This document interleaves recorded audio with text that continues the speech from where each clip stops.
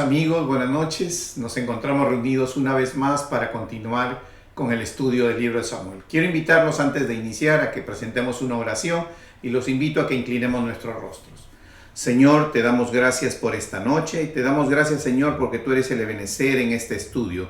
Hoy, Señor, en la última clase del primer libro de Samuel, te damos gracias por toda la sabiduría que nos has dado y el entendimiento que nos has proveído. Y así hoy te pedimos que tu Espíritu Santo sea delante de nosotros, guiándonos, Señor, en todo momento y permitiéndonos entender el verdadero mensaje de tu palabra. Te lo pedimos, Señor, en el precioso y maravilloso nombre de nuestro Señor Jesucristo. Amén, amén y amén. Hermanos, una vez más reunidos, y en esta oportunidad vamos a desarrollar este último capítulo del primer libro de Samuel. Como ustedes saben, este libro de Samuel en el Tanakh es un solo libro. Por su extenso contenido en el rollo, cuando se hace la traducción a la Septuaginta, se divide en dos, en primer y segundo libro de Samuel. Los personajes más resaltantes en todos estos libros de Samuel, en el primero y en el segundo, son solo tres: el profeta Samuel, que corresponde el nombre del libro, el rey Saúl y el rey David. Ahora, cuando terminemos la clase del día de hoy, vamos a ver cerrado la etapa histórica que corresponde al profeta Samuel y al rey Saúl, ¿no? Nosotros, por ejemplo, hemos visto cómo fue el proceso. También es importante resaltar que en este libro de Samuel se hace la transición de lo que corresponde de lo que era antes jueces para reyes, ¿no? Los reyes empiezan a surgir a raíz del reclamo del pueblo, y el último juez que tenemos registrado vendrían a ser, o los últimos jueces vendrían a ser los hijos de Samuel y Samuel. Con ellos se cierra este periodo de jueces. Samuel tiene el protagónico más grande en la etapa en este momento. Aún el sumo sacerdote que está vigente durante el procedimiento, sabemos que no tiene no aparece en la palabra con la importancia que Dios usaba a este profeta. Este profeta de Dios fue considerado inclusive como Moisés, ¿no? La palabra dice que Dios atendía todos los que él requería, siempre contestaba con Samuel, ¿no? Cuando Samuel preguntaba, y al igual que Moisés. Otra cosa que es importante resaltar aquí es que no solamente hubo este periodo de transición de jueces a reyes, sino que también hubo el cumplimiento, o se procede prácticamente ya al cumplimiento de lo que vendría a ser la palabra de Dios. Y lo vamos a ver ya cuando terminamos al último en el libro de Samuel. En el segundo libro de Samuel vamos a ver que se termina por cumplir la palabra de Dios cuando retira la casa de Elí del sumo sacerdocio. Es otra de las características e importancias que resalta en este libro. Ahora, para que nosotros podamos entender, vamos a estudiar, como hemos dicho, los capítulos 30 y 31 el día de hoy. La geografía bíblica por la cual nos vamos a desplazar el día de hoy, vamos a tener que ver con lo que es Siclac y con lo que vendría a ser al norte, lo que es Jezreel, ¿no? Vamos a hacer un acercamiento para darnos cuenta más, ¿no? Lo que es el monte Gilboa, Jabes de Galad. Todas estas zonas se ven implicadas en lo que es el desarrollo de estos dos capítulos por los conflictos que se van a detallar con lo que vendría a ser los filisteos y los amalecitas. Son dos enfrentamientos que se suceden, ¿no? Uno con Saúl y otro con David, y que tiene que ver con esto. Ahora, los invito a que vayamos al capítulo 30. Vamos a empezar el desarrollo de este libro y los invito a que vayan al capítulo 30, al versículo número 1. Vamos a ir explicando. Dice, capítulo 30, versículo 1. David derrota a los amalecitas. Cuando David y sus hombres vinieron a Siclac al tercer día, los de Amalec habían invadido el Neguev y a Siclac, y habían asolado a Siclac y le habían prendido fuego. Recuerden que el último capítulo que vimos, que vendría a ser el 29, David acompaña a este rey Aquís para que pelee contra Saúl, pero al final los príncipes filisteos no aceptan que David participe en la pelea, ni él ni sus hombres, y los regresan, ¿no? Que les piden que regresen a su sitio donde el rey les dio para vivir, y es esta la ciudad de Siclac, ¿no? Entonces en ese momento todavía bajo dominio de lo que vendría a ser filisteos, ¿no? Por eso es que vemos aquí que ya se está hablando en el versículo 1, cuando los hombres vinieron y realmente se dieron con la sorpresa de que los amalecitas les habían prendido fuego al lugar donde vivían sus esposas y sus hijos. Versículo 2. Y se habían llevado cautivas a las mujeres y a todos los que estaban allí, desde el menor hasta el mayor. Pero a nadie habían dado muerte, sino se los habían llevado a seguir su camino. Versículo 3. Vino pues David con los suyos a la ciudad, y he aquí que estaba quemada, y sus mujeres y sus hijos e hijas habían sido llevados cautivos. Observen ustedes lo impresionante que debe haber sido para David cuando regresa, de que los amalecitas hayan llevado no solamente a sus mujeres, a sus hijos, sus bienes, sino encima la ciudad destruida. Ellos en realidad, en el momento que tienen el contacto con la ciudad, ellos no conocen si las mujeres, los niños están vivos, porque nadie les ha dejado un mensaje diciendo: me llevé a tus mujeres y a tus niños y me tomé tus bienes, y las mujeres y los niños están bien. Usualmente en una guerra, en un combate, en una batalla, siempre acostumbraban ellos a tomar ciertas para poder negociarlos como esclavos a ciertas personas, pero a otros ellos terminaban matando. Pero sin embargo, ya nos podemos imaginar la impresión emocional que pudieron tener no solo David, sino David y sus 600 hombres que habían acompañado para pelear en ese entonces, ¿no? Al lado del rey Aquís contra Saúl. Entonces, cuando ya estos han sido regresados, se encuentran con esta sorpresa, nos vamos a dar cuenta. Entonces dice versículo 4, entonces David y la gente que con él estaba alzaron su voz y lloraron hasta que les faltaron fuerzas. Obviamente ellos lamentaron y lloraron mucho. ¿Por qué? Porque sabían que se habían llevado a las mujeres y no sabían cuántas estaban bien, cuántos hijos estaban bien y cuántas no. Las dos mujeres de David, versículo 5, las dos mujeres de David, Ahinoam Jezreelita y Abigail, la que fue mujer de Nabal, el de Carmel, también eran cautivas. O sea, a las dos mujeres, a la de Jezreel y a la Abigail, también las toman como rehenes. Y David se angustió mucho porque el pueblo hablaba de apedrearlo. Observen ustedes, y aquí lo resalto porque dice en el versículo 6, y David se angustió mucho porque el pueblo hablaba de apedrearlo, pues todo el pueblo estaba en amargura de alma, cada uno por sus hijos y por sus hijas, mas David se fortaleció en Jehová. Quiero que tomen en cuenta de que David vivió con los filisteos, y lo hemos visto, durante 1 año y 4 meses. La palabra en el primer libro de Samuel, en el capítulo 27 que hemos visto hace poco, dice: David se fue a vivir a Siclac y vivió ahí por 1 año y 4 meses. ¿Qué significa esto? Durante ese año y 4 meses nosotros en la palabra no tenemos registrado ningún tipo de actividad de David con respecto a mantener el orden de Dios. Muy por el contrario, vemos que Aquís, el rey de Gad, del rey de los filisteos, no tiene ningún reclamo, no tiene ninguna cosa en contra de David.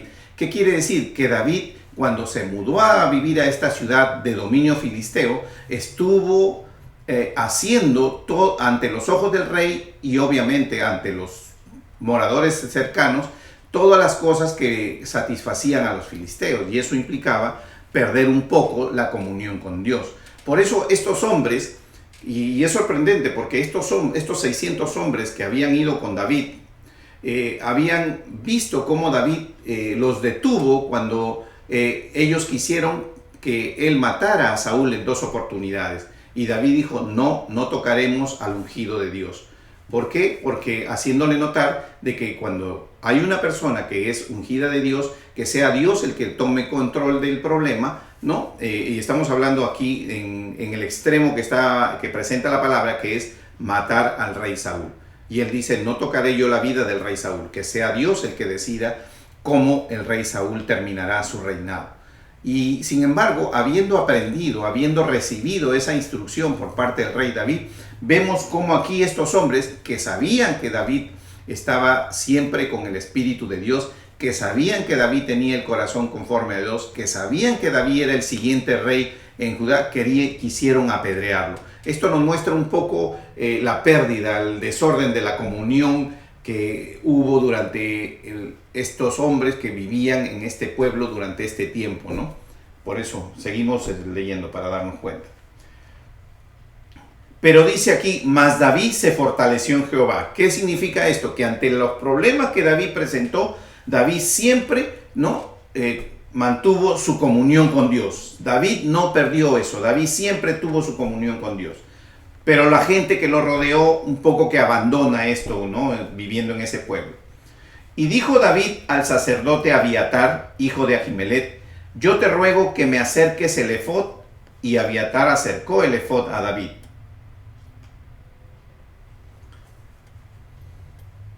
Versículo 8. Y David consultó a Jehová diciendo, ¿perseguiré a estos merodeadores? ¿Los podré alcanzar? Observen ustedes cómo David hace esta pregunta. ¿Perseguiré a estos merodeadores? ¿Los podré alcanzar? Y él le dijo, o sea, Dios le dijo, porque él está haciendo una consulta. Y él le dijo, síguelos porque ciertamente los alcanzarás y de cierto librarás a los cautivos. Quiero que nos hagamos un alto aquí en este versículo 8, porque es importante este versículo 8. ¿Por qué es importante este versículo 8? Nos manifiesta la voluntad de David. Dice primero que David se fortaleció en Jehová, o sea, David ante los problemas que tuvo nuevamente, recuerden que cuando ya David vivió en las cuevas y todo esto también a raíz de los problemas, David siempre acercaba su corazón a Dios. Y en esta oportunidad dice, él se fortaleció, o sea, comenzó a orar, comenzó a acercarse a Dios, ¿no? Para pedirle, ¿no? La guianza. Y se nota y se ve aquí que la voluntad de él no es decir, por decirlo así, no es decir, Señor, voy a ir a traer a mi esposa o a la esposa de mis hombres, a los hijos de mis hombres, vamos a ir a pelear, a enfrentar a estos amalecitas y los vamos a traer. Guíame, protégeme, ¿no? Permíteme, Señor, que yo haga esto para que yo recupere a mi esposa, a mis esposas, a mis hijos. No hace eso David.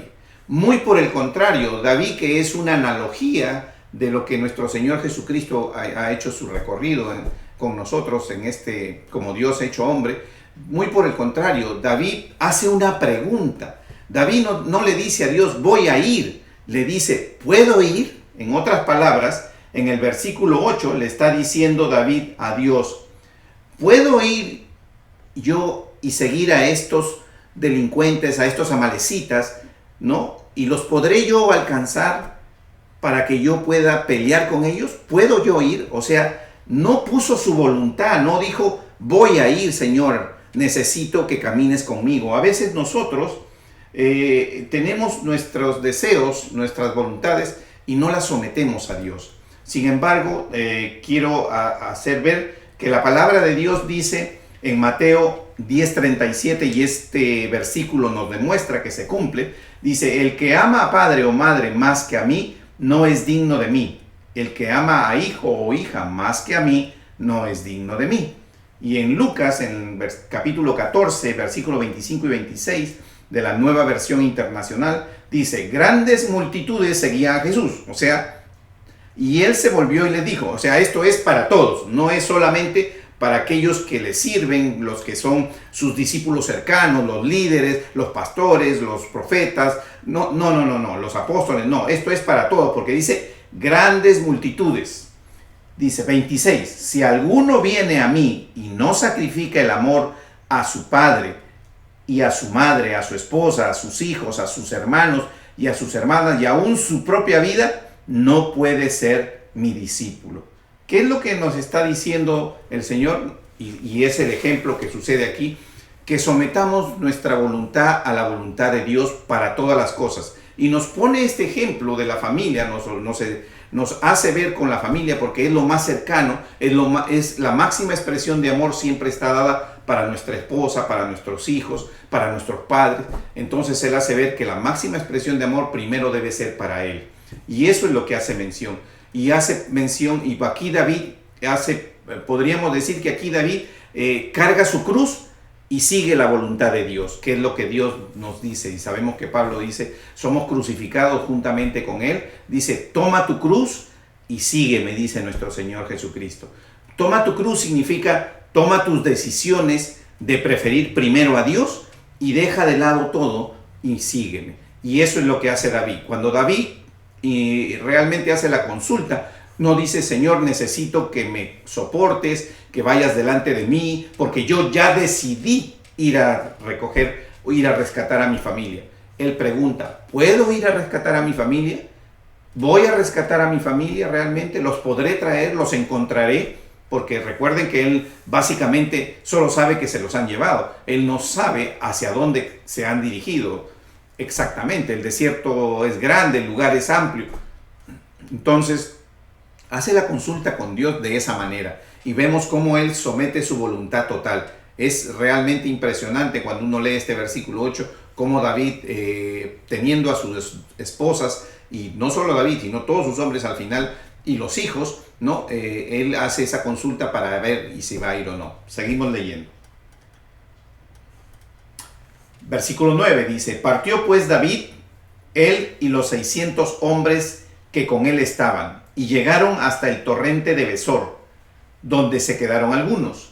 Versículo 10. Y David siguió adelante con 400 hombres, porque se quedaron atrás 200 que cansados no pudieron pasar el torrente de Besor. Cuando ustedes leen este versículo 10, se van a dar cuenta, obviamente, ellos se habían regresado de lo que era el campo de batalla, ellos habían estado por Jezreel, y se habían regresado hasta lo que vendría a ser Siclag. Bajaron del norte hacia el sur, que es Siclag, y ahí ustedes se van a dar cuenta realmente cómo ellos en esa caminata tienen que haber llegado cansados, más las condiciones, y se ve que llegan hasta a este río, a este torrente Besor, y se quedan 200 hombres. Y aún David no pone su confianza en los hombres, porque ya hizo la consulta a Dios, y Dios le dijo, puedes ir y puedes recuperar a toda tu gente. ¿Qué significa? Que él tiene la fe por delante en la palabra de Dios.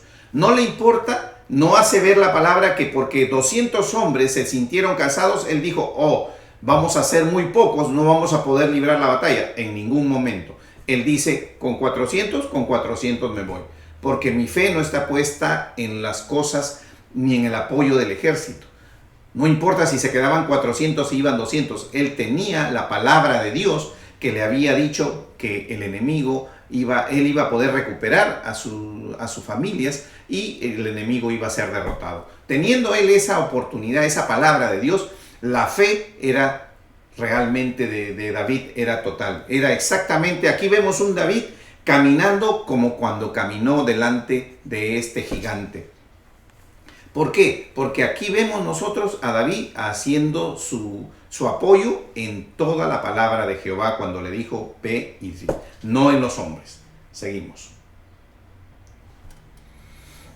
Versículo 11. Y hallaron en el campo un hombre egipcio, el cual trajeron a David y le dieron pan y comió y le dieron de beber agua.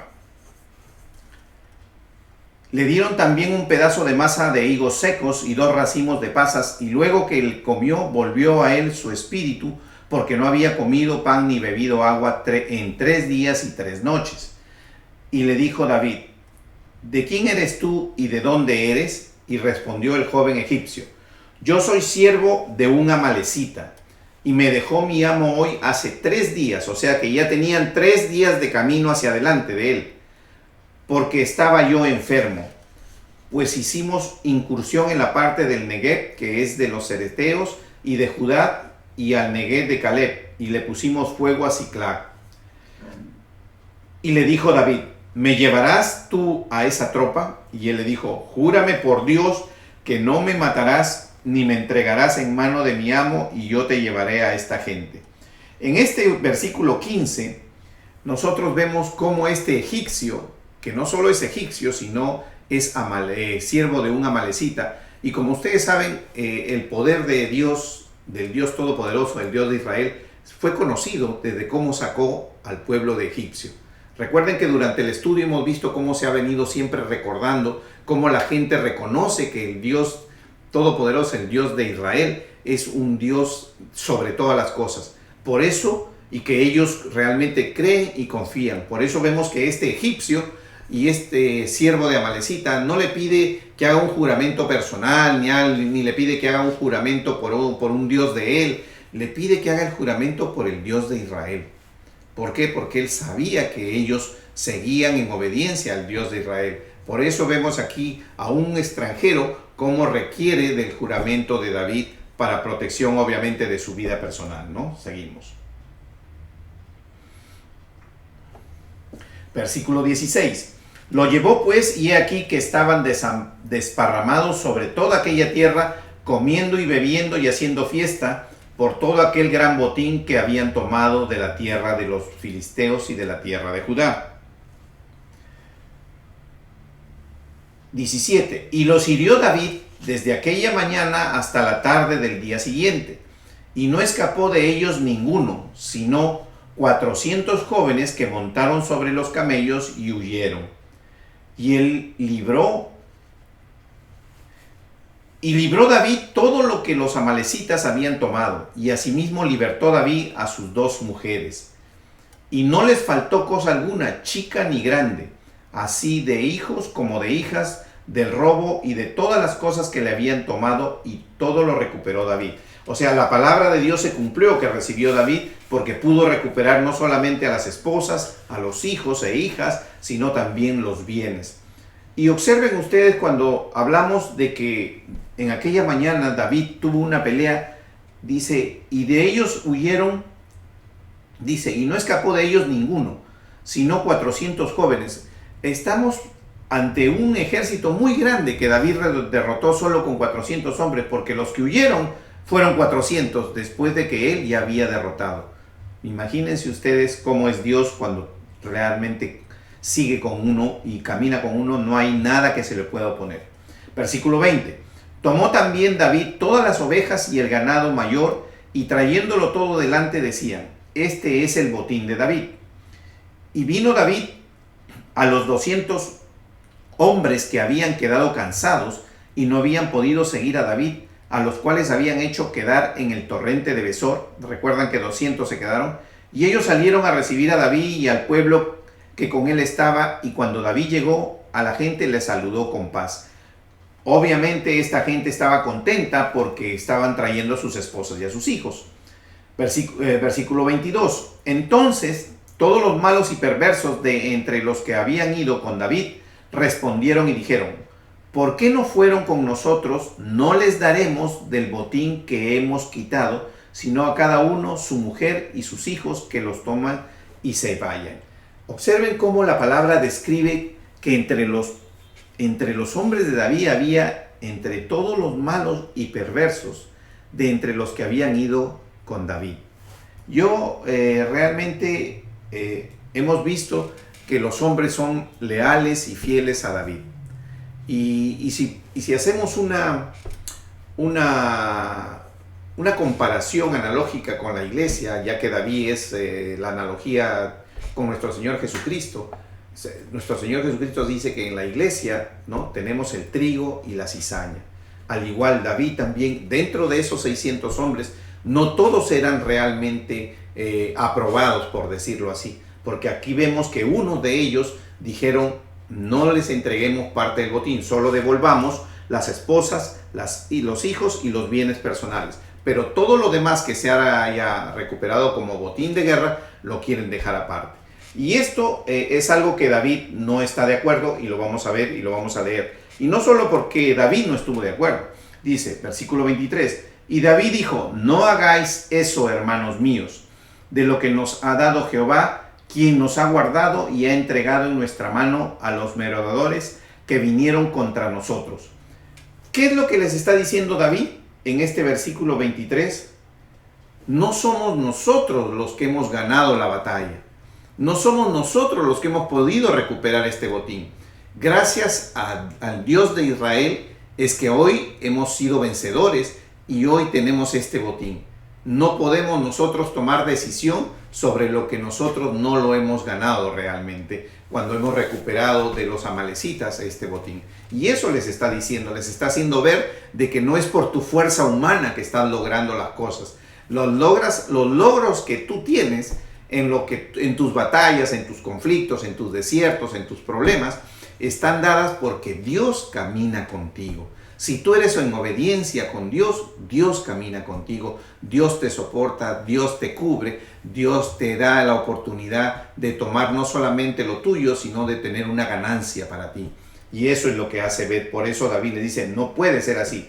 Pero no solo por eso también, porque David les hace notar que es obra de Jehová, sino que si ustedes se van a Números, y quiero que si ustedes quieren comprobar esto, pueden leerlo en Números, en el capítulo 31, versículo 27, cuando hace la descripción de la ley. Ahí también en la ley de Moisés ya se habla de que este botín siempre debe ser repartido entre todos, incluyendo hasta los sacerdotes. Por eso vamos a ver aquí cómo David actúa, y realmente David no solamente cumple la ley, sino que hace notar este concepto de que el vencimiento de esta batalla no le corresponde a la habilidad de los hombres, sino al apoyo que Jehová, a la palabra de Dios que se cumplió. Versículo 24. ¿Y quién os escuchará en este caso? Porque conforme a la parte del que desciende a la batalla, así ha de ser la parte del que queda con el bagaje. Les tocará parte igual. Desde aquel día en adelante fue esto por ley y ordenanza en Israel hasta hoy. Versículo 26. Y cuando David llegó a Siclac, envió del botín a los ancianos de Judá, sus amigos, diciendo, he aquí un presente para vosotros del botín de los enemigos de Jehová. Lo envió a los que estaban en Betel, en Ramot del Neguet, en Jatir, en Aorer, en Sinfox, en Estemoa, en Racal, en las ciudades de Jerameel, en las ciudades del Ceneo, en Orma, en Corazán, en Atac, en Hebrón y en todos los lugares donde David había estado con sus hombres.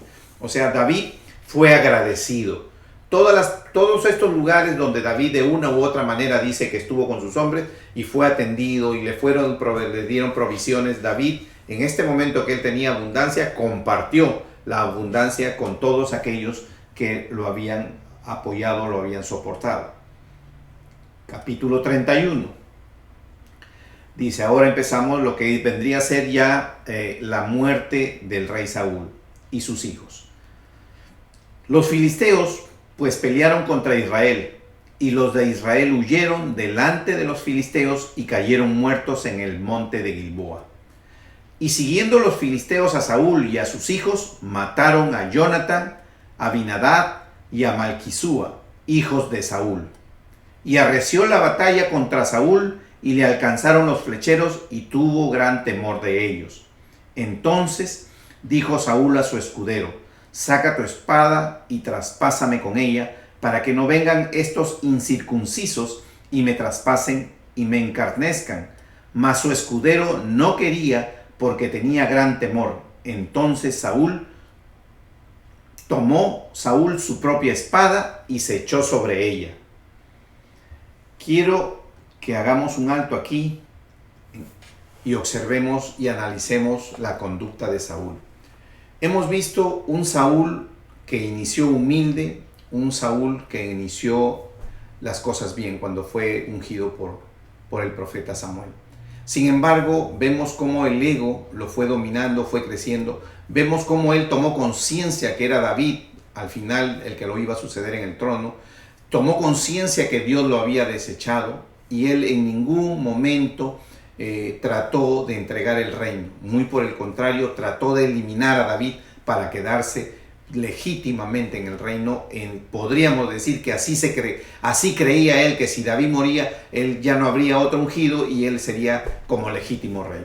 Sin embargo, vemos cómo él, hasta sea en el camino y en el desarrollo de los años que gobernó, se hizo una estatua y siempre pensaba en él. El ego iba por delante de él. Todas las cosas que hemos visto y todo su decaimiento, consultar a una divina, todo de que hacía esto Saúl era pensando en sí mismo. Y más aún, en el último momento que él estaba viviendo, ya la divina le había adivinado que él iba a morir al día siguiente en la batalla.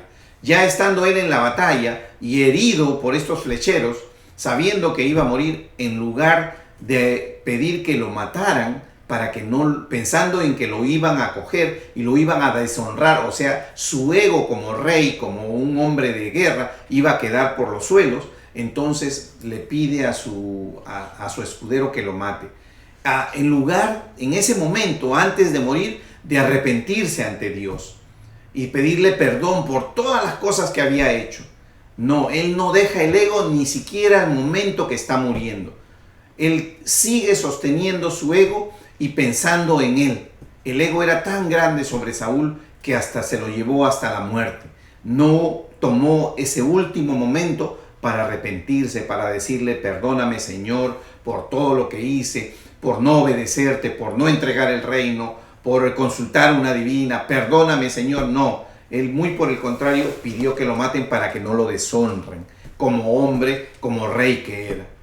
Vemos aquí que termina de cada día fue peor, y en el último momento de su vida también fue así. Nunca pensó en sus hijos que lo acompañaron en la batalla, nunca pensó, no les dijo a ellos, no recogemos en la historia que él llamó a sus hijos y dijo: he recibido esto de una divina, no sé si se va a cumplir. Nada, no sabemos nada, sabemos que él solo fue pensando en él siempre. Y así es como él termina sus días. Su ego no lo dejó hasta el momento de su propia muerte, tanto así que él termina echándose sobre su espada, dice la palabra. Seguimos. Versículo 5. Y viendo su escudero a Saúl muerto, él también se echó sobre su espada y murió con él. Así murió Saúl en aquel día juntamente con sus 3 hijos y su escudero y todos sus varones. Y los de Israel eran del otro lado del valle y del otro lado del Jordán. Viendo que Israel había huido y que Saúl y sus hijos habían sido muertos, dejaron las ciudades y huyeron, y los filisteos vinieron y habitaron en ellas.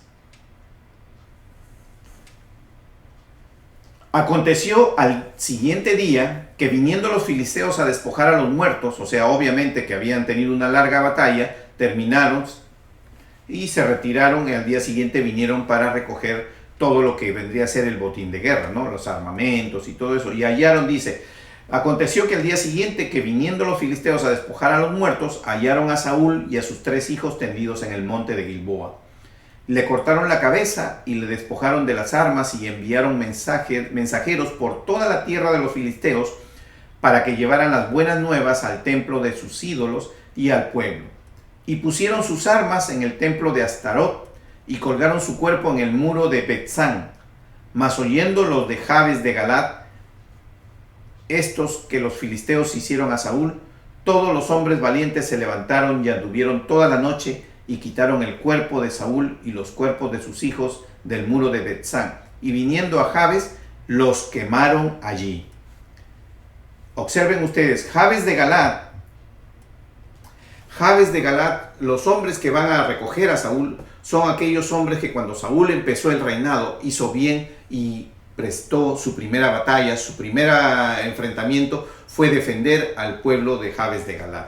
Y por eso, en retribución a esto, ellos reconocen a Saúl y van y lo recuperan en sus cuerpos, ¿no? Pero observen acá cómo la palabra describe aquí, que al final ellos no solamente traen los cuerpos, sino que los queman los cuerpos, ¿no? Y dice, y tomando sus huesos, los sepultaron debajo de un árbol en Jabes y ayunaron 7 días.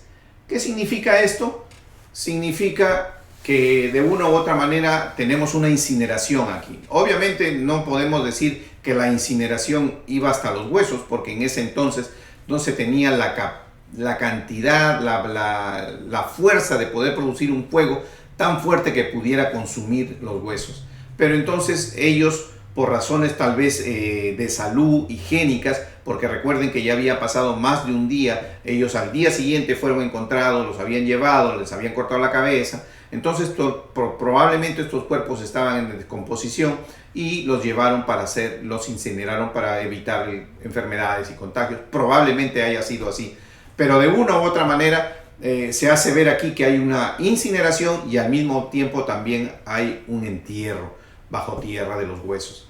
Entonces es algo que podemos ver, y a veces muchos se preguntan si es dable o es posible que la incineración es de Dios o no. Bueno, vemos que Dios básicamente aquí no hace notar nada diferente, ¿no? Aquí hace ver de que sucedió de una manera y sucedió de la otra manera, porque los incineraron y los enterraron también al mismo tiempo. Bueno, hermanos, con estos dos pequeños capítulos hemos terminado el primer libro de Samuel. El próximo martes a las 8:30 de la noche daremos inicio al segundo libro de Samuel y empezaremos a recorrer esta vida tan maravillosa, tan resaltante que fue del rey David. Gracias por su asistencia y los espero el próximo martes a las 8:30 de la noche. Dios los bendiga.